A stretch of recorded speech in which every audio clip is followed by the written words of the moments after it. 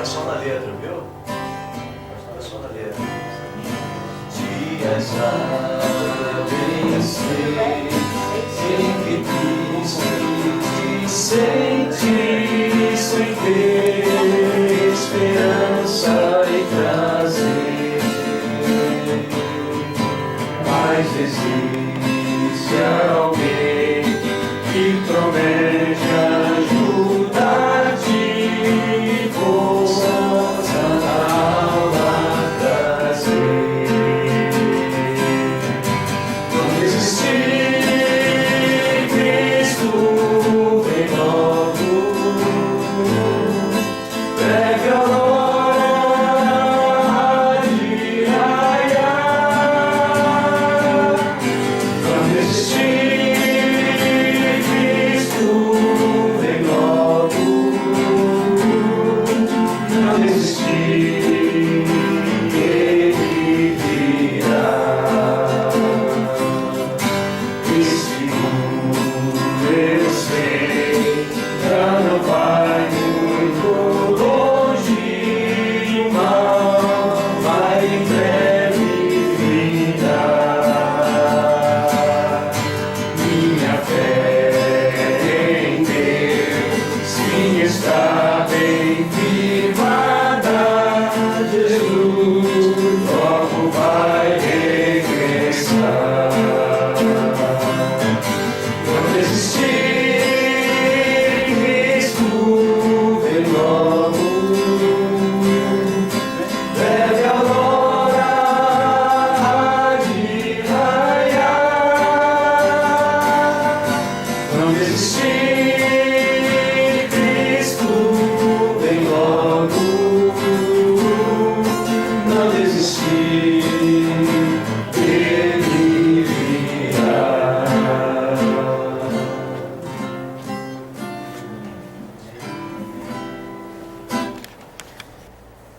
Pai nosso que estás nos céus, seja santificado o teu nome. Nós te honramos, porque até aqui o Senhor tem nos ajudado. Tem cuidado de nós, tem nos dado a proteção, tem nos alimentado. E o Senhor tem feito grandes maravilhas e às vezes nós não percebemos, e é por isso que nós estamos aqui para te agradecer.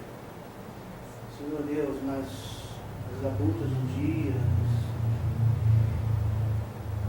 as dificuldades, os problemas que nós enfrentamos a cada dia, têm pesado sobre nós, de alguma forma, trazendo-nos notícias ruins, boas notícias, o que nos faz refletir. É por isso que aqui foram expostos pedidos e agradecimentos. E nós reservamos esse período, abrindo os nossos corações, porque acreditamos que só há um nome ao qual importa que nós sejamos salvos, que é o nome de Jesus. E é por isso que nós depositamos os nossos agradecimentos de toda ordem, os nossos pedidos de toda ordem nas tuas mãos, confiados que o Senhor vai responder às nossas orações, às nossas ansiedades. E queremos confiar em Ti. A cada noite que nós estamos aqui, o Senhor nos ensina a confiar ainda mais. O Senhor nos leve cada vez mais para perto de Ti. Senhor Deus, esclarece-nos sobre a Tua vontade. Esclarece-nos sobre os Teus planos para conosco. E nos faça sair daqui diferente de como entramos. Desde o menor até o maior, receba as suas bênçãos. Do mais novo até o mais velho. E no momento em que for exposta a Tua palavra, que os nossos entendimentos se abram para entender o que o Senhor quer conosco. É o que nós te agradecemos e é o que nós pedimos, porque fazemos assinados pelo nome de Jesus. Amém. Amém. Muito bem, gente. Nós estamos nessa semana especial, vendo um pouquinho sobre o que mesmo? Compaixão. Compaixão. É bom ver que você está gravando. E ontem a gente viu um pouquinho sobre a compaixão de Cristo por aqueles que estão por aqueles que estão passando por momentos de dificuldade. A gente viu também como que Cristo ele se compadece daqueles que se encontram sem rumo, sem norte. Como que Cristo ele se compadece daqueles que são incuráveis. E hoje a gente havia comentado que veríamos um pouquinho sobre a compaixão de Cristo pelos imperdoáveis. Eu vou pedir para você pegar a sua Bíblia e abri-la junto comigo. Hoje eu até vou usar, para ficar mais fácil a nossa leitura, o capítulo 7 do Evangelho de Lucas. O mesmo capítulo que estudamos ontem, mas agora alguns versos para baixo. Você vai achar a página 56 do Novo Testamento. No Evangelho de Lucas, capítulo 36, ou capítulo 7, perdão, versículo 36, nós vamos ler um dos relatos mais divulgados do Evangelho. Deixa a sua Bíblia aberta antes da gente começar a leitura, para você entender mais ou menos por que esse texto é tão importante. Você sabe que na Bíblia existem quantos evangelhos? 4 evangelhos: Mateus, Marcos, Lucas e João. Muita gente se pergunta por que 4 evangelhos de uma pessoa só. Por que 4 histórias, muitas vezes parecidas, do mesmo Jesus? Mas é interessante que se você começar a ler os evangelhos, você vai perceber que 3 deles são muito parecidos, por isso são chamados sinóticos, e um deles é bem diferente, que é o Evangelho de João. Mas mesmo nesses evangelhos que são parecidos, você vê que alguns relatos estão em um e não estão nos outros. Outros relatos estão ali em todos eles. Outros estão em 2, em 3, em um só. Mas nunca os relatos são iguais. Às vezes eles são bem parecidos, mas nunca idênticos. Sabe por quê? Porque cada autor ele escreve de uma ótica diferente, para um público-alvo diferente. Mateus escreve para um público judeu. Marcos escreve para um público romano. Lucas escreve para um público gentil, grego principalmente. E João escreve para a própria igreja. Cada um deles foca em um detalhe específico. E é interessante que às vezes você vê a mesma história, mas cada um dá uma ênfase diferente.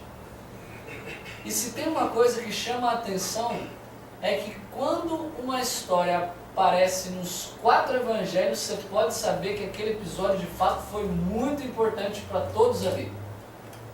E a história que a gente vai estudar hoje, ela se encontra nos 4 evangelhos. E é interessante que cada um dos evangelistas enxergou e destacou pontos bem distintos um do outro. A gente vai estudar um pouquinho sobre a história de Simão e Maria Madalena.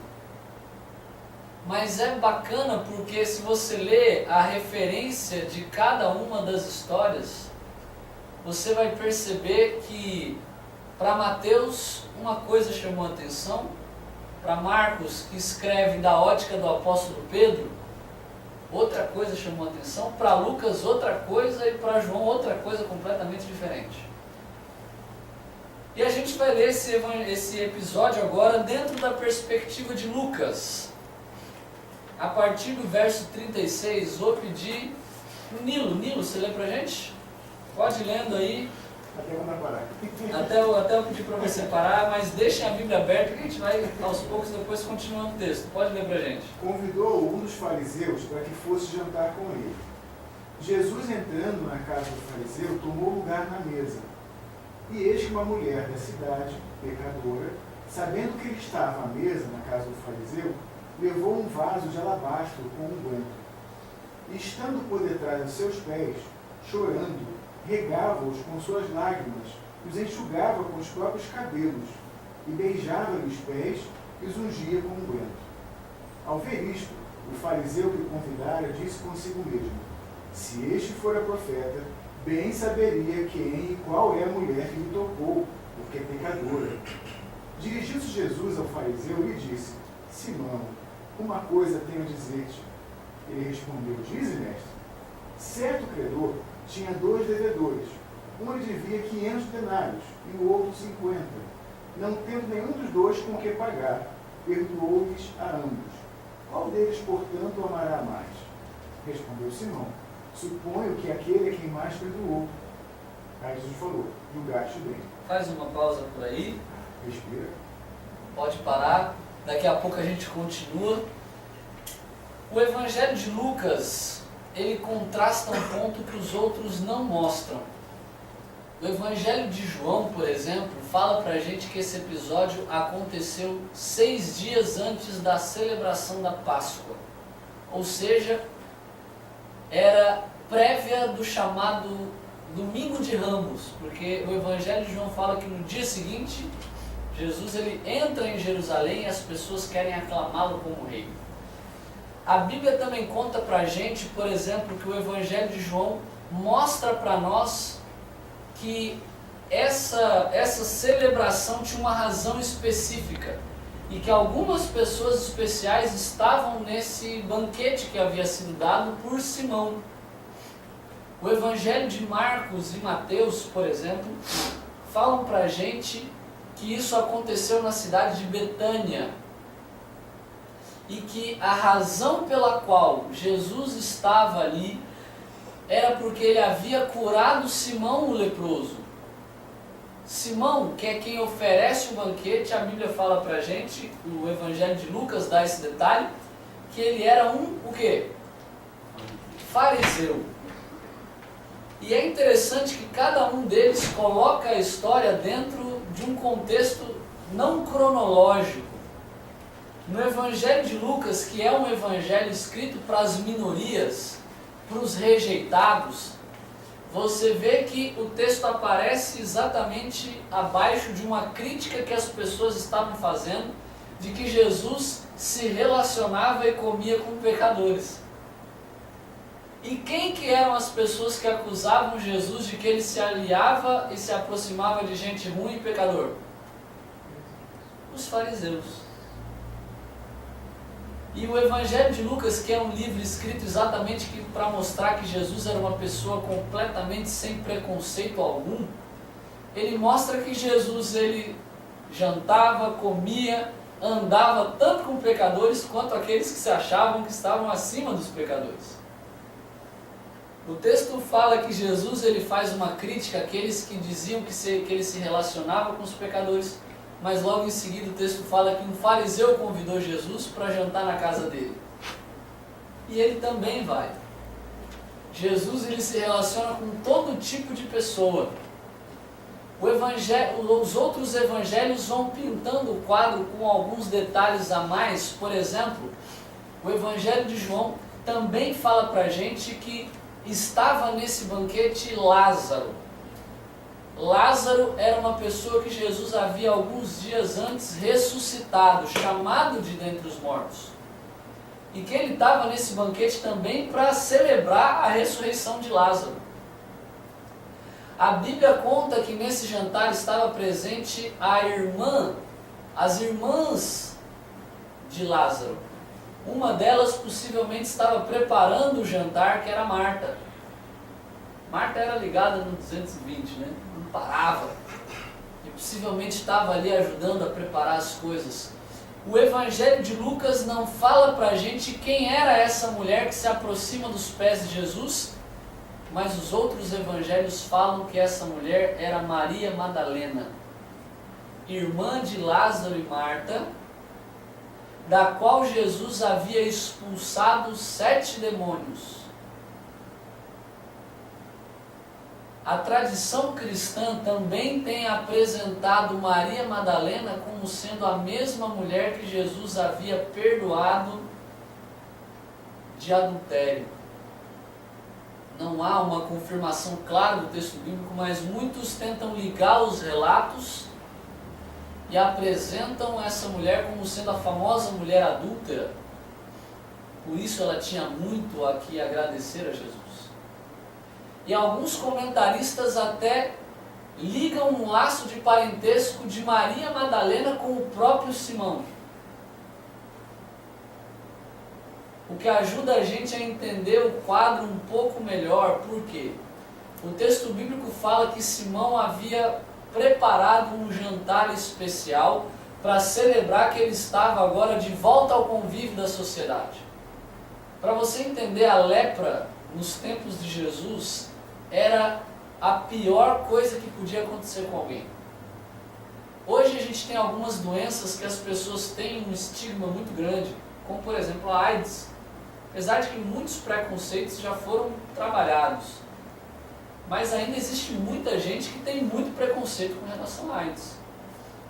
Eu me lembro que eu vi há um tempo atrás uma campanha publicitária, que acho que foi feita na Espanha, que eles pegaram uma estação de trem e sempre tem aqueles bancos, né, onde as pessoas sentam, é pouco, não sei porque eles não põem mais banco até, porque é tanta gente que vai ali, só meia dúzia pode sentar, né? E em um daqueles bancos eles colaram um adesivo que dizia o seguinte: nesse banco se sentou uma pessoa soropositiva. E era impressionante ver, já deve ter mais de 10 anos esse vídeo, eu acredito que a situação já melhorou um pouco de lá para cá. Mas era interessante ver que algumas pessoas chegavam, iam sentar, quando liam o aviso elas já recuavam automaticamente, iam procurar um outro lugar ou ficavam em pé. Porque achavam que iam contrair a doença pelo simples sentar. A lepra era uma coisa que separava as pessoas, e era interessante que os fariseus muitas vezes eram os responsáveis por avaliar as pessoas que estavam leprosas ou não e sentenciá-las a viver longe das comunidades. Havia nas regiões da Judéia algumas cidades que eram colônias de leprosos, porque o leproso ele era expulso do convívio com os outros. E a situação era tão desconfortável que quando um leproso tinha que por algum acaso voltar à cidade, ele tinha que sair gritando que ele estava vindo. Imagina, você andando no meio da rua, de repente vem um cara dizendo: imundo, imundo, imundo. Ele tinha que sair anunciando que estava vindo uma pessoa imunda, porque era assim que ele era considerado. E as pessoas saíam rapidamente depressa porque ninguém podia ter contato com aquela pessoa. Essa era a situação de Simão. E a Bíblia fala que ele havia sido curado de lepra, e possivelmente pelo próprio Cristo. Então, numa atitude de voltar agora ao convívio da sociedade, aquele que havia sido retirado, ele quer voltar, e ele quer voltar com tudo que ele tem direito. Ele manda fazer um banquete, e nesse banquete ele chama seus amigos, ele chama seus parentes, e ele chama Jesus também, afinal de contas ele tinha contribuído para que ele estivesse ali. E aquela era uma aparente forma para agradecer Jesus do que ele tinha feito. Mas é interessante que Jesus, quando ele chega na casa de Simão, o banquete começa com Simão avaliando Jesus. Jesus ele entra no banquete, ele não recebe um lugar de honra, ele senta juntamente com os outros. E no meio do banquete uma cena chama muito a atenção, tanto é que cada evangelista capta a mesma cena, mas de olhares diferentes. Porque no meio do banquete parece que surge uma pessoa que não devia ser convidada. Por mais que estivesse muito próxima dos convidados, Maria Madalena entra no banquete e ela chama e rouba a atenção de todo mundo. Porque o texto fala pra gente que Maria Madalena entra, ela pega um vaso caro de alabastro e ela começa... Oi? Ela solta os seus cabelos, que não era uma atitude comum, e ela começa agora a pegar o perfume, um perfume caríssimo, que a Bíblia fala que era um nardo puro, e ela começa a derramar esse perfume dos pés à cabeça de Jesus.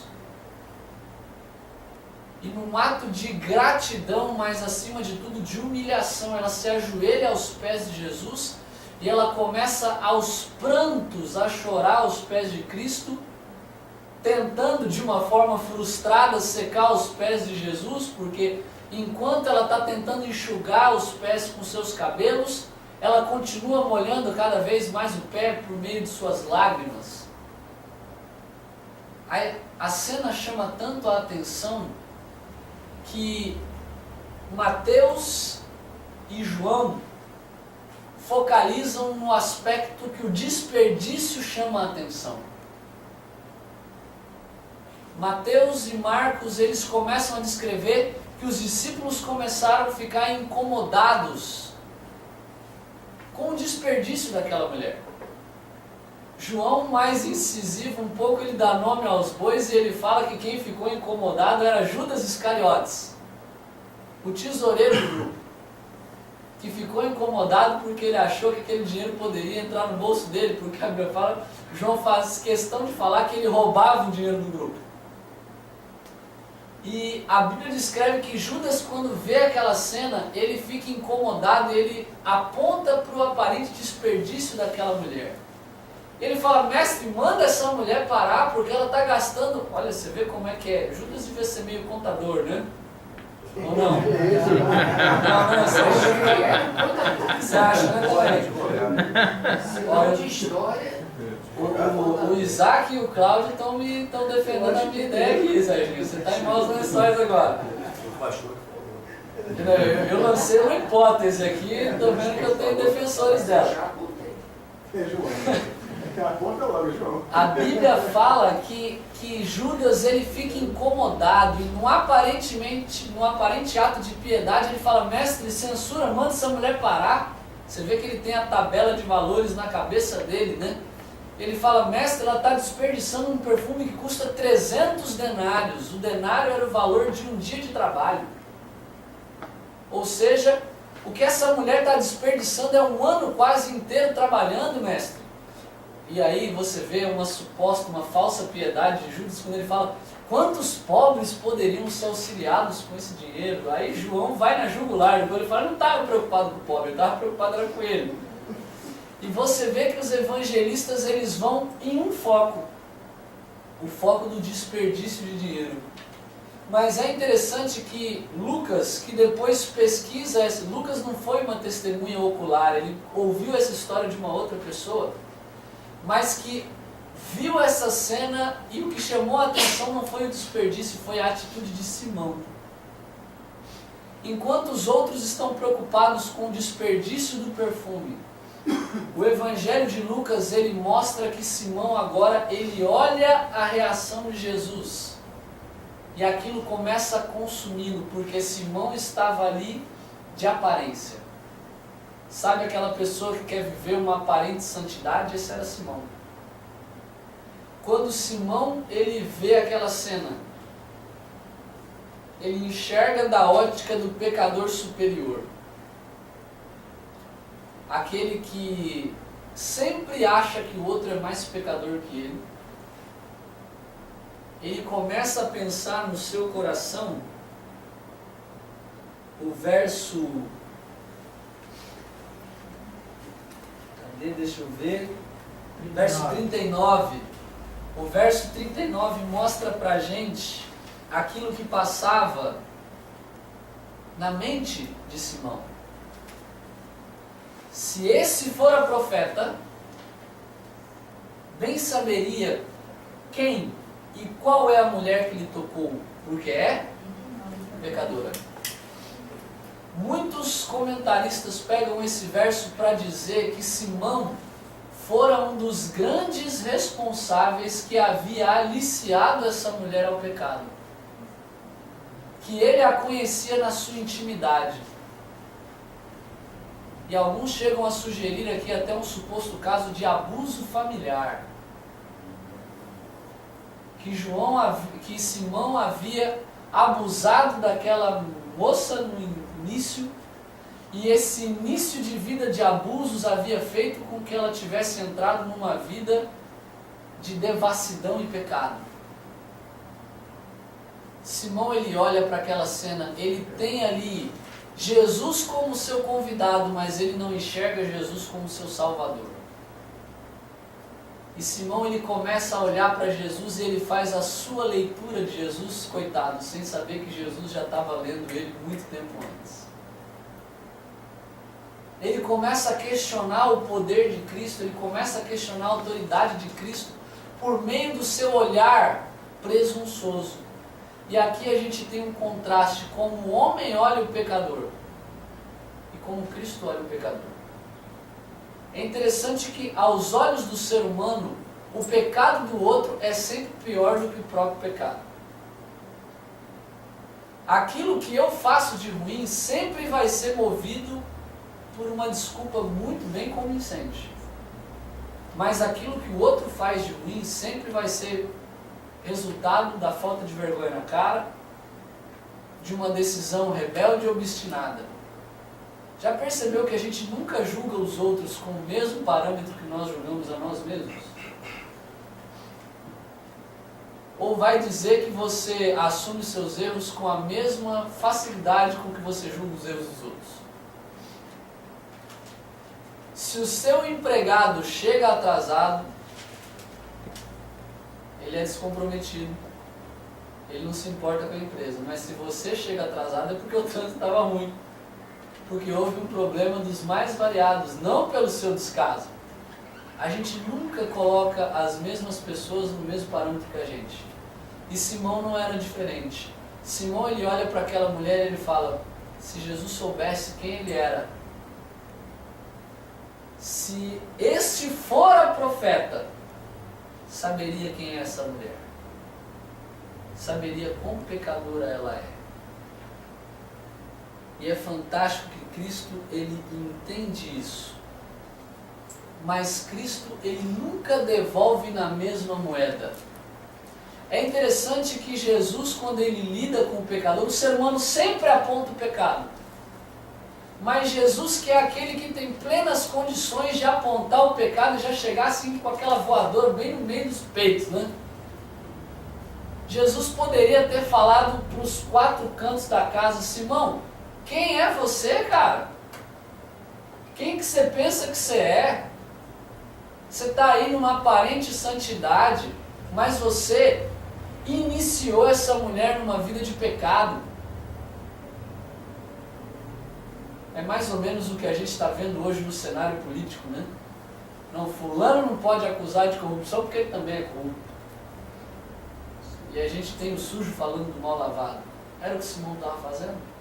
Mas a diferença é que Cristo, tendo plenas condições, sabendo o coração e os atos de cada um ali naquela sala, Jesus ele faz diferente. Porque Jesus ele sempre tem uma alternativa sutil para resolver o problema do pecado. Jesus sabe que o pecado não se resolve com uma abordagem cruel, fria e calculista. Ninguém muda de postura quando é confrontado de forma vil e cruel com o seu próprio erro. A verdade é a verdade, mas ela precisa ser apresentada de uma forma palatável. O professor uma vez dizia que a verdade ela não é burra, ela precisa ser dita da melhor maneira. Não é porque é a verdade que você precisa falar de qualquer jeito. E Jesus era o mestre da abordagem. Ele chega para Simão e ele fala, Simão, deixa eu te contar uma história. Jesus era fantástico, era mestre nisso aí. Fala, Simão, deixa eu te contar uma história. Verso 40.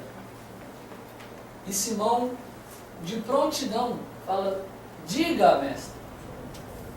Verso 41, um certo credor tinha 2 devedores. Um lhe devia 500 denários e o outro devia 50. Não tendo nenhum dos dois com que pagar, perdoou-lhes ambos. Eu pergunto, Simão, qual deles, portanto, o amará mais? E aí Jesus dá a isca. E Simão morde. Porque ele fala, suponho que aquele que mais perdoou. E respondeu Jesus, julgaste bem? Você não perdeu sua noção do ridículo, Simão. Você não perdeu o seu parâmetro de certo e errado. Se uma pessoa deve 500 e a outra deve 50, aquele que deve 500 vai ficar muito mais grato pelo perdão da dívida. Mas, Simão, não esqueça que os dois deviam. Os dois foram alcançados por misericórdia. Os dois receberam uma oferta de graça, Simão. A diferença é que um vai ser muito mais grato do que o outro. E Simão, verso 44. É interessante que agora ele olha para a mulher. E voltando-se para a mulher, disse a Simão: vês essa mulher? Jesus agora ele já tinha amaciado a carne, e agora ele prepara, né? Ele fala o seguinte: vês essa mulher? Entrei em tua casa, não me deste água para os pés, o que era um costume básico. Mandar um servo para ir lavar o pé empoeirado da rua. Simão nem isso tinha feito. Entrei em tua casa, não me deste água para os pés. Essa, porém, regou os meus pés com lágrimas e os enxugou com seus cabelos. Não me deste ósculo. Ela, entretanto, desde que entrei, não cessa de me beijar os pés. Não me ungisse a cabeça com óleo, que era o símbolo de um convidado honrado.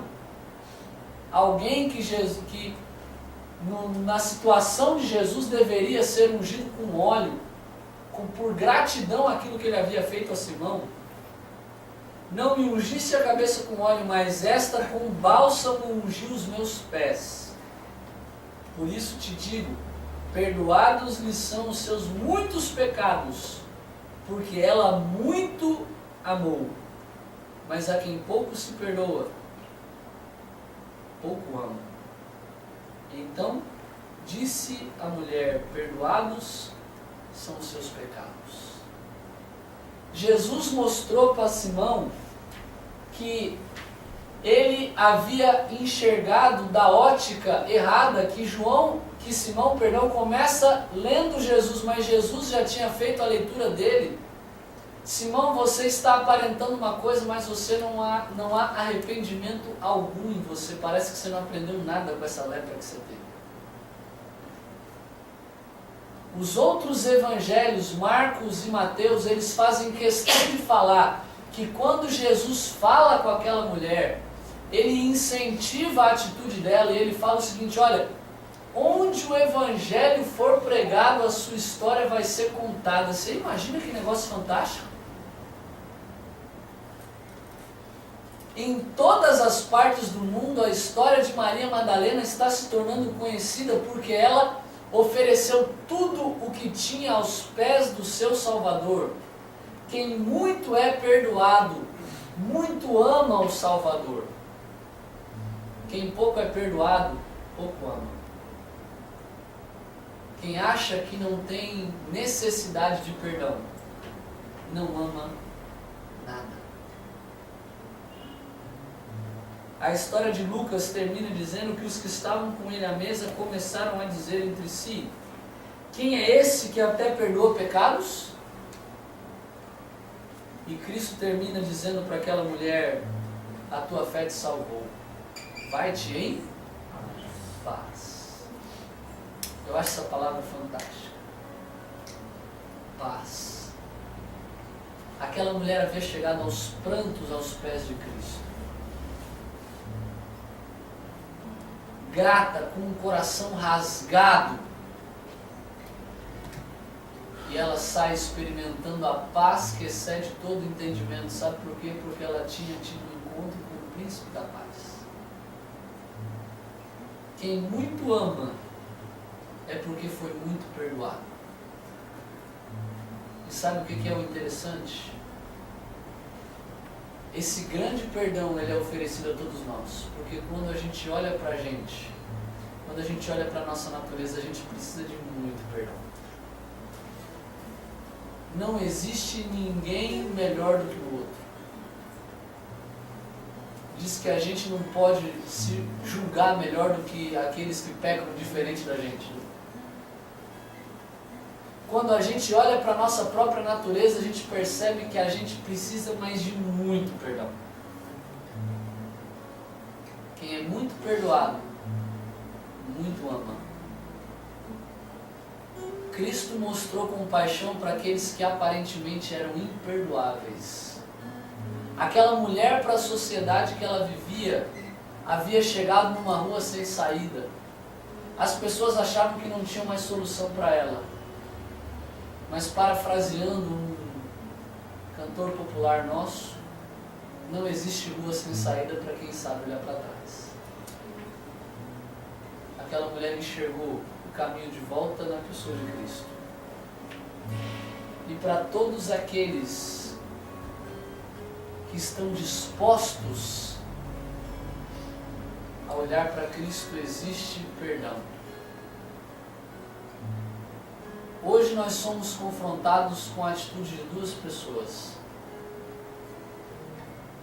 Uma que se entrega inteiramente aos pés do Salvador, compassivo, e recebe dele compaixão. E um outro que também necessitava demais, mas se coloca de uma forma fria e calculista.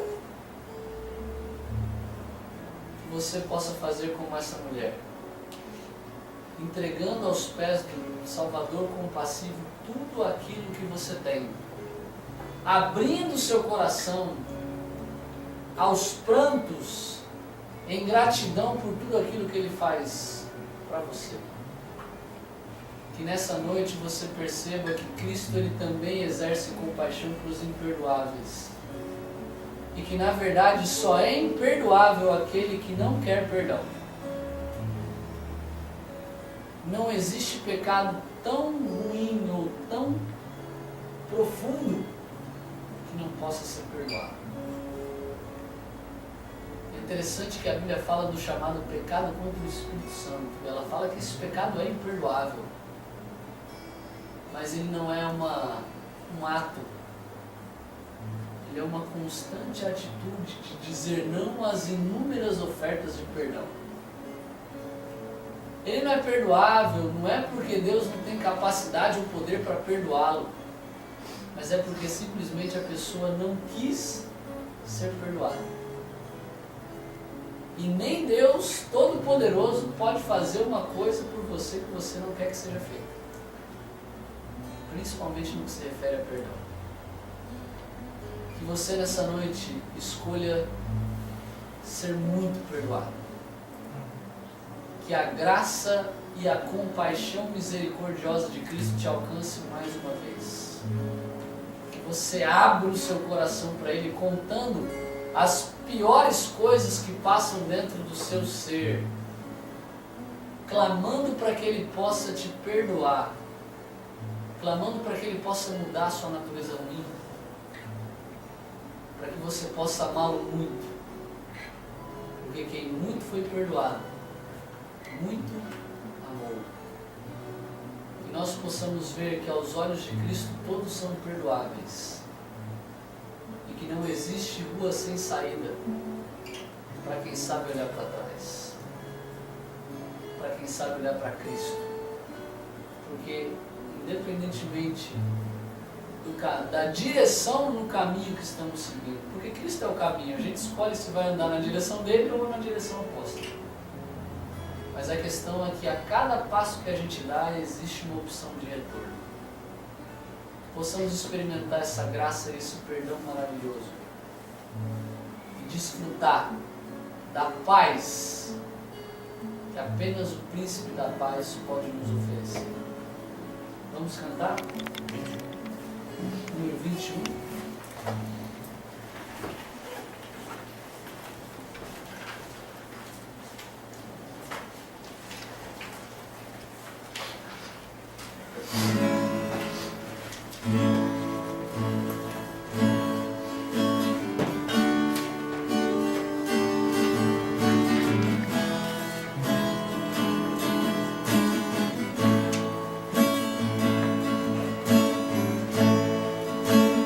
Traz-me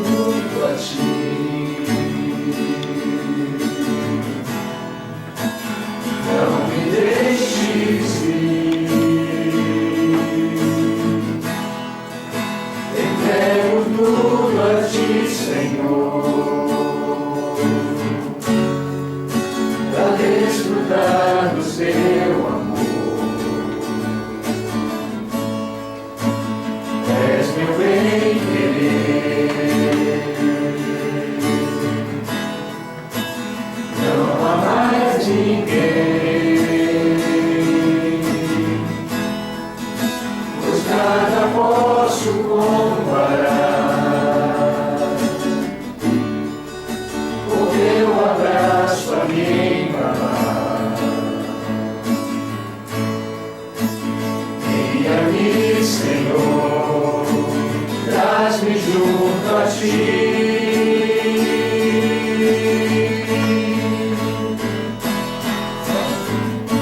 Só quero a ti.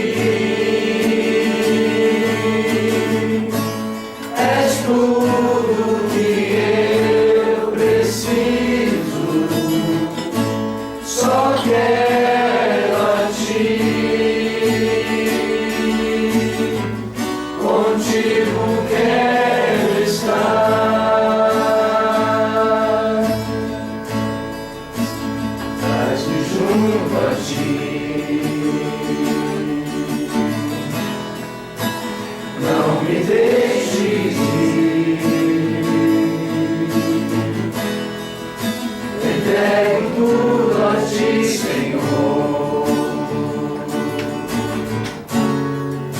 para desfrutar do teu amor. És meu bem-querer. Não há mais ninguém, pois nada posso comparar. O teu abraço a me embalar. Guia-me, Senhor, traz-me junto a ti. Só quero a ti. És tudo que eu preciso. Só quero a ti. Contigo quero estar. Só quero a ti. És tudo que eu preciso. Só quero a ti. Contigo quero